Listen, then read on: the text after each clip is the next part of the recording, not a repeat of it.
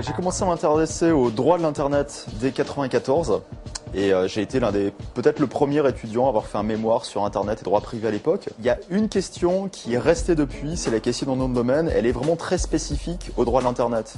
Il y a les questions de contrat et les questions de marque, celles-là sont connues, mais tout ce qui touche aux liens hypertextes, au pop-up, au nom de domaine, ça on le trouve que sur Internet et les noms de domaine, c'est les plus fascinants des objets. Donc ça fait maintenant 13 ans que je travaille là-dessus. Alors il y a eu une époque, c'était la bulle Internet.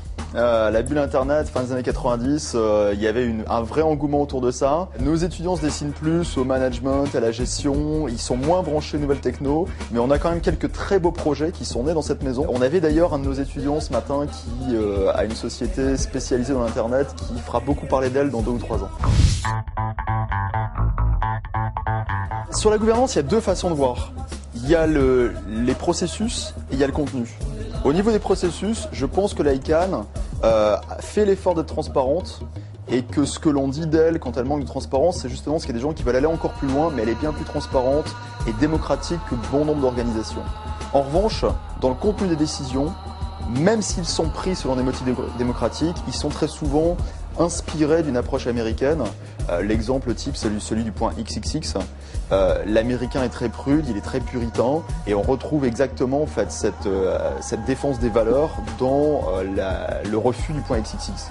Donc il y a un américanocentrisme à l'ICANN qui a pour effet de faire en sorte que la gouvernance elle est trop américaine ou américanisée ou d'inspiration américaine, même si les processus ont l'air internationaux, démocratiques. Voilà en fait comment le dire en 1 minute, mais le sujet est bien plus complexe évidemment.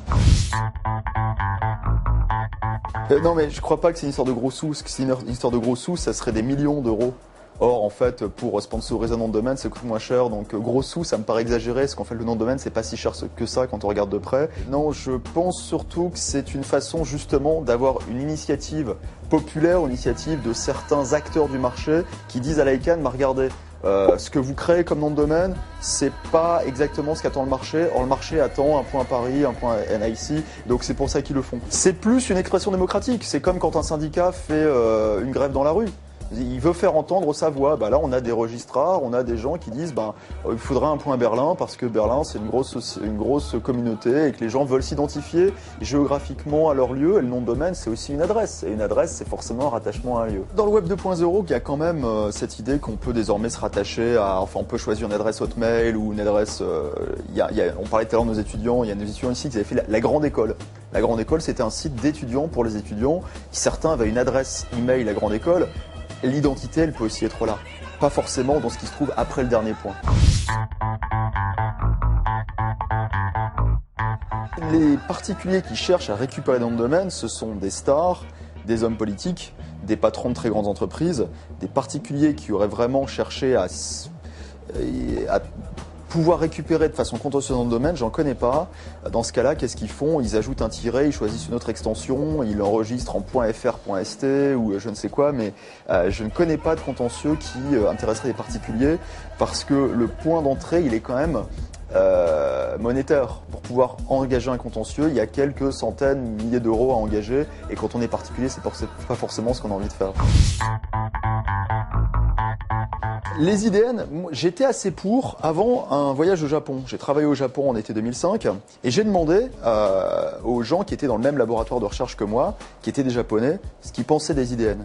Et ils m'ont dit, c'est très bien, mais le problème c'est que quand on voyage à l'étranger, on va dans ces cybercafés et il n'y a pas les touches qui correspondent aux idéogrammes japonais. Et c'est la même chose, j'imagine, pour les langues arabes, pour les langues cyrilliques. Et donc, à partir de là, effectivement, si on s'intéresse aux IDN, il faut se dire aussi qu'il faut que les terminaux suivent. Or, s'il n'y a pas sur un clavier, que ce soit d'un clavier d'ordinateur ou un clavier de téléphone mobile, les touches qui permettent de composer les noms de domaine, alors dans ce cas-là, en fait, je pense que l'IDN, il est en partie privé de sa fonction. Donc, je ne crois pas beaucoup aux IDN.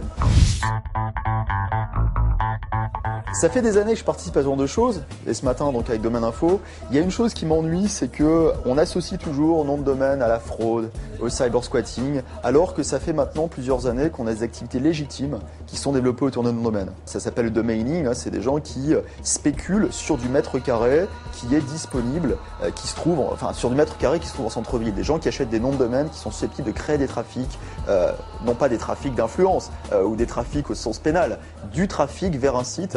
Et ces gens-là, ils commencent à peine d'être connus, la presse commence à peine de comprendre que le nom de domaine, ça peut être autre chose qu'une histoire de loulous qui volent des signes protégés. Et donc, on est dans la phase 2.0 du nom de domaine, et ça fait partie du genre de choses, je pense, dont il faudrait que les acteurs, sur lesquels les acteurs doivent communiquer. J'ai passé 1 an aux États-Unis en 2004. Et là-bas, les profs bloguent. En salle de cours, on discute, on débat. Et le blog, c'est le prolongement naturel de ce que l'on fait en cours. Et donc moi j'étais là-bas aux États-Unis, je me suis dit bah tiens, j'ai beaucoup d'infos, notamment sur le nom de domaine, je vais faire un blog parce que quand j'ai une info sur le nom de domaine, je le partage avec des copains et je fais un email. Or un blog c'est aussi simple.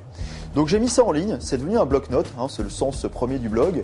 Et puis petit à petit ça a amené d'abord des gens qui me donnent des infos, des échanges d'idées. Et aujourd'hui c'est un lieu intéressant, une plateforme d'échange intéressante. Et puis ce qui est amusant c'est aussi que moi j'ai publié 300 articles dans des revues académiques et les gens me connaissent que par le blog. C'est-à-dire que ça a ça a ouvert la science à d'autres horizons. Alors j'ai pas de nom de domaine pour ce blog, en revanche cédricmanara.com est enregistré depuis le 21 août parce qu'il va y avoir un site web qui va suivre aussi et ça c'est un scoop pour Domaine Info.